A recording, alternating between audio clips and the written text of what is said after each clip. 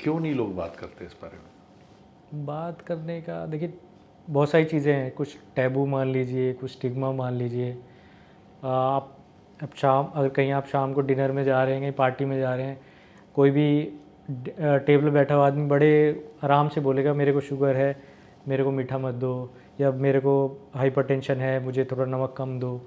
But they will not talk about mental health that openly. कोई नहीं बोलेगा कि अब मुझे जल्दी सोना है क्योंकि मैं दवाई ले रहा हूँ, साइकेट्री की दवाई चल रही है, I have to go to bed early, या मेरा एक रूटीन बना हुआ है। कोई ओपनली नहीं बात करेगा क्योंकि हम उस चीज़ को उस हिसाब से देखते नहीं हैं। अब धीरे धीरे चेंजेस आ रहे हैं, मतलब थोड़ा सा बेटर है compare to last 2 decades, 2-3 decades, things are improving. But फिर अगर जिस तरह से हम फिज़िकल हेल्थ को लेते हैं, जिस तरह से हम फिज़िकल हेल्थ को लेके बात करते हैं, जिस दिन हम मेंटल हेल्थ को भी लेके वैसे बात करने लगेंगे, चीज़ें अपने आप इम्प्रूव हो जाएंगी। ये कैसे इम्प्रूव हो सकता है, क्योंकि ये अभी भी एक सच में बहुत बड़ा टैबू है, क्योंकि कहीं पे भी बात होती है तो लोग ना छुपाते हैं कि उनको कोई मेंटल हेल्थ इशू है। देखिए अब इसके लिए ना जैसे हम बोलते हैं IEC activities, information education and all those activities. अब आप मान के चलिए 1980s 1990s के अराउंड HIV एड्स का कैसे स्प्रेड हुआ था, और हमें कितना इंटेंसिवली गवर्नमेंट हैज़ वर्कड, मतलब वर्ल्ड वाइड के बस के पीछे भी, टीवी पे भी, अमिताभ बच्चन भी, कोई भी कि जिहाद मिलाने से नहीं फैलता है। आज भी देखो, मतलब कोई भी प्रोग्राम में जाओ आप पोस्टर्स पाएंगे।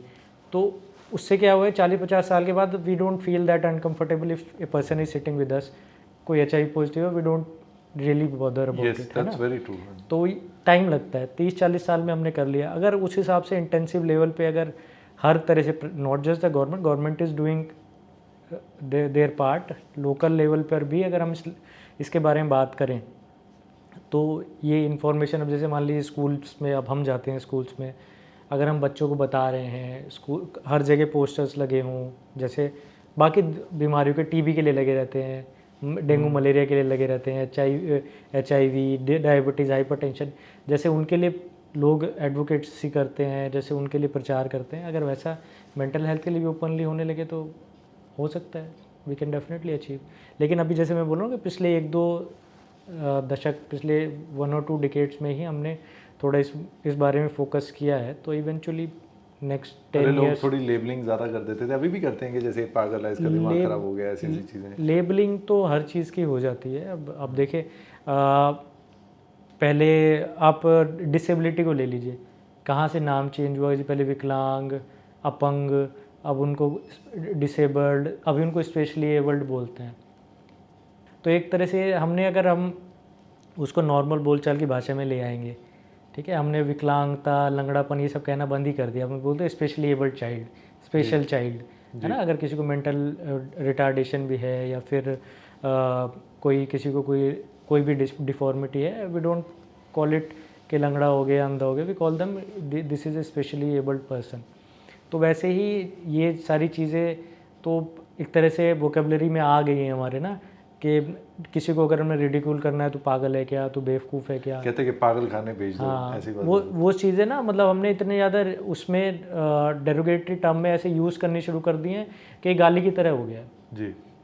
लेकिन अब और बुरा भी लगता है। अब अगर आप जैसे बोलते हैं किसी को अंधे को अंधा बोलोगे तो बुरा लगेगा उसको, ठीक है। तो मेंटली इलनेस वाले किसी भी व्यक्ति को अगर आप उसको कुछ बोलोगे तो उसको बुरा लगेगा डेफिनेटली। तो ये जैसे जैसे थोड़ा सा सिस्टमिक लेवल पे हम वोकेबलरी चेंज करेंगे अपनी, तो तभी होगा। अब हम बच्चों के सामने अगर गाली निकालेंगे तो बच्चे सीख जाएंगे जी। ठीक है। वैसे ही अगर हम बच्चों के सामने बोलेंगे तो पागल है, बेवकूफ़ है, कुछ भी और कुछ बोलेंगे, जैसे शब्द बोल देते हैं कि डफर है, इसको समझ नहीं डफर पड़ता। है, इडियट है, ये सब चीज़ें, ये मतलब एक सब्स्टिट्यूट बन गए हैं गालियों का।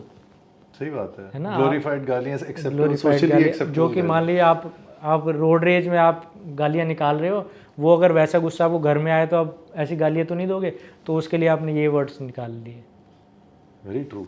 है ना, आपने घर में अगर बच्चे को डांट रहे हो, कुछ गुस्सा आ रहा है, you consciously control that you don't utter those words in when you are sitting with your family, जो कि हम बाहर यूजुअली निकाल देते हैं।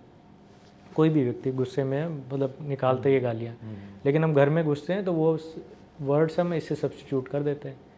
But these terms are even more derogatory if you go in deep into the meanings. ये words की बहुत पावर रहती है। और ये पॉडकास्ट हमने जो शुरू किया था, पैशन प्रोजेक्ट था।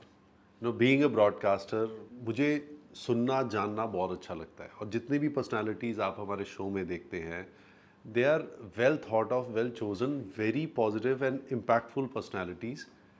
इफ़ यू वांट कि हम ऐसी ही पर्सनालिटीज़ आप तक लाते रहें, और ये सब थॉट प्रोसेसेस, अच्छे थॉट प्रोसेसेस जिससे आपकी लाइफ में कोई पॉजिटिव चेंज आए या इम्पैक्ट आए, देखते रहिए। सब्सक्राइब ज़रूर कीजिए, क्योंकि सब्सक्राइब करेंगे, बेल आइकॉन दबाएंगे तभी नोटिफिकेशन बार बार आएगी। और लाइक फॉलो ज़रूर करना है, क्योंकि जो रील्स हैं वो आपको इंस्टा पे ही मिलेंगी। Keep watching the Supreet Singh show.